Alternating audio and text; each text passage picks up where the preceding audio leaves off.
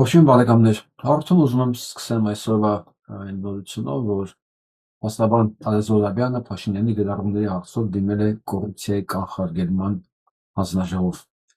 Բայց մինչև ավելի մանրամասն այս թեմայով խոսելը ես ուզում եմ մի կարճ այլ բանի մասին խոսել։ Ես ասել եմ, որ իմ համար ուղեղ ընդհանրապես մարդուն տրված է նրա համար, որ նա պարբերաբար իրեն հարց տա, հա, նույնիսկ այն ինչի վրա որ ինքը վստահ է, միշտ հարց տա իրեն, արդյոք ինքը ճիշտ է անում։ Հա, եւ այսօրվա հաղորդումը սկսել իմ համար շատ դժվար էր։ Ես մոտ կես ժամ 40 րոպե նստած կոմպյուտերի առջև,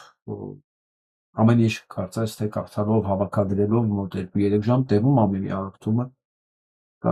ինքս ինձ հարց էի տալիս, որքան եւս կարելի է դիմանալ այս ռեժիմով եւ ընդհանրապես ումա պետք է ինչ-որ ես անում եմ ձեր հետ միասին։ Չէ՞ որ այս նորությունները դուք ինքներ կարող եք ներսել բացել Ազատություն ռադիոկայանի նորություններ կարդաք, այլ նորություններ կարդաք։ Հա, մի քիչ ավել, մի քիչ պակաս ինչն է փոխվելու, որ անկեղծ այս հարցը ինձ չգիտես ինչի այսօր ինձ կախվեց ու ես այդ պատասխանը չկարողացա գտնել։ Տեսեք, ես 1600 ավել արդեն հաղորդում եմ արել։ 1600 հաղորդում ավել։ Դա եթե նույնիսկ ամեն մի հաղորդումը 1 ժամ էլ գցեմ, իսկ իմ հաղորդումները երկար են,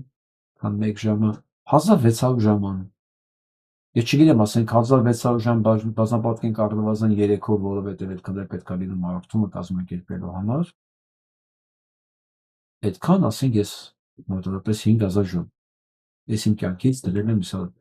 Ուզում եմ հասկանամ դա ինչին է պետք։ Ընդհանրապես ում է ինչ տալիս եւ ընդհանրապես պետքա թե ոչ։ Հանգամանքը որ 94000 արդեն բաժանորդ հետևում ալիքին, գուցե ինչ որ տեղ ցուցանիշը, բայց ինչա փոխում դա։ Կարելի է լսել, կարելի է լսել ամեն ինչ։ Ես գիտեմ, ես այնքան մաստեր կլասներ եմ անցել, այնքան դասախոսություններ եմ անցել։ Ես գիտեմ մի բան, որ մարդիկ կարող են լսել ժամերով ու գնան տուն, հաջորդ օրը մոռանան, ոչինչ չկիրառեն, ոչ մի բան չփոխի այս մարդկանց կյանքում։ Հա, ուղղակի իրանց հետաքրքիր էր, գումարը վճարել էին, եկել լսել էին։ Ես անկեղծ ասած այս հարցը ես կախվեց իմ վրաց, ես ծանրացա, ես էլ որոշեցի